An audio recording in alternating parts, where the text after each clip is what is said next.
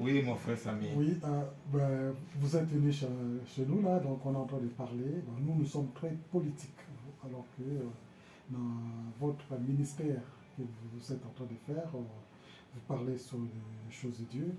Et là, par contre, on est, nous, dans la période électorale, on veut quand même qu'il puisse y avoir des changements. Et dans ces changements que nous voulons, il y a aussi la manifestation de combattants congolais avec le gouvernement qui est en place.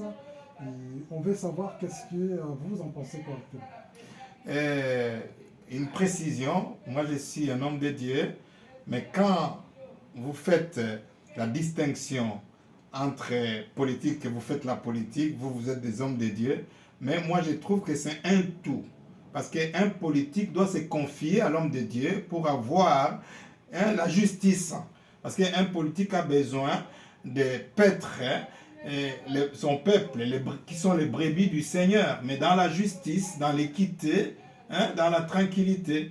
Donc c'est pourquoi vous avez aussi besoin des hommes de Dieu pour donner leur avis. Mais par contre, ce que je voulais dire,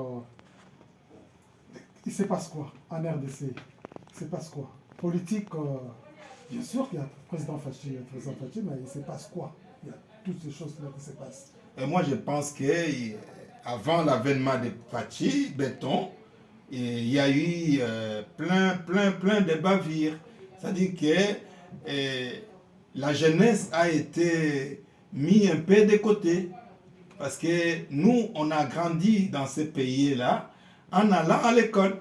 La jeunesse souffre toujours, hein? La jeunesse souffre. Oui, parce que les gens qui ont précédé Fachi ont abruti les jeunes. Alors, on voit quand même qu'il y a les salubrités, il y a les enfants qui meurent de faim et tout ça. Oui, l'insalubrité, oui, c'est vrai.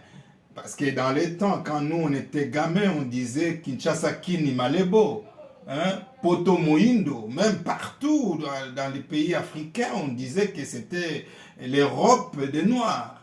Mais où est le mal maintenant? Le mal vient d'où? Le mal vient de la politique des prédécesseurs de Fachi, qui n'ont pas mis en avance la culture. Parce qu'il faut éduquer les peuples.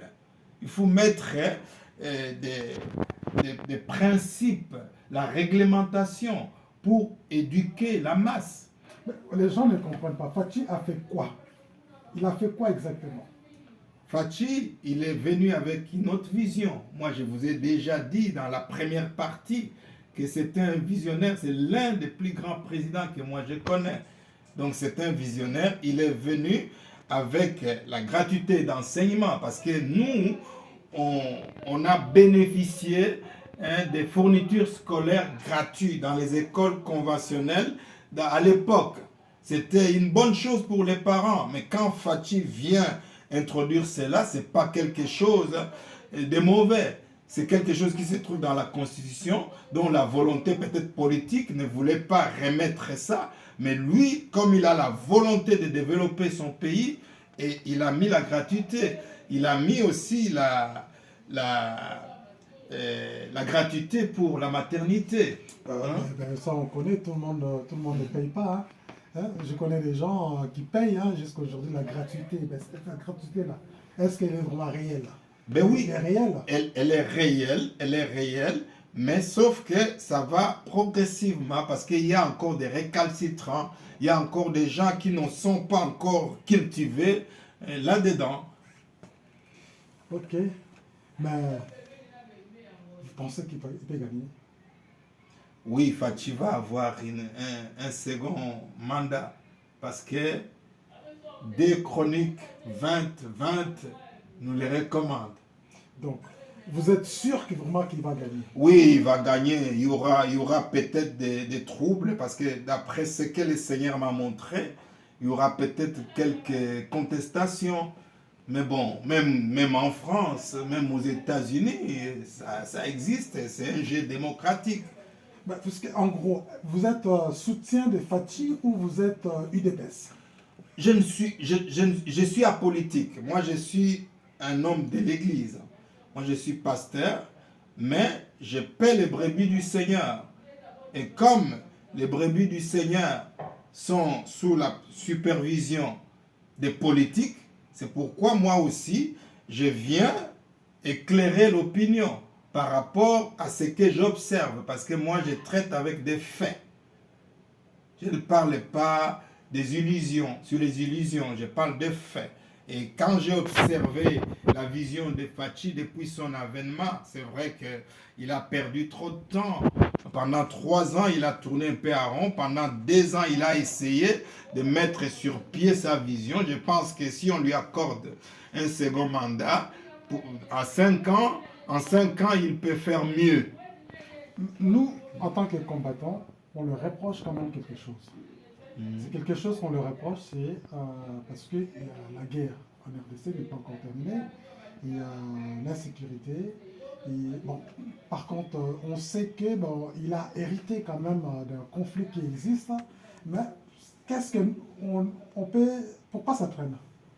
Ça va venir, ça va aller. Même à l'époque du maréchal Mobutu, moi j'étais encore à l'école quand on entendait James Cram, hein, les Bob Denard. Hein, c'était une rébellion. Hein, ça n'a pas commencé aujourd'hui, mais ça va aller. Ça va aller avec ce qu'il est en train de mettre sur pied. Je pense que les Congo possèdent maintenant une armée et qui va encore monter en puissance, qui saura défendre l'intégrité territoriale.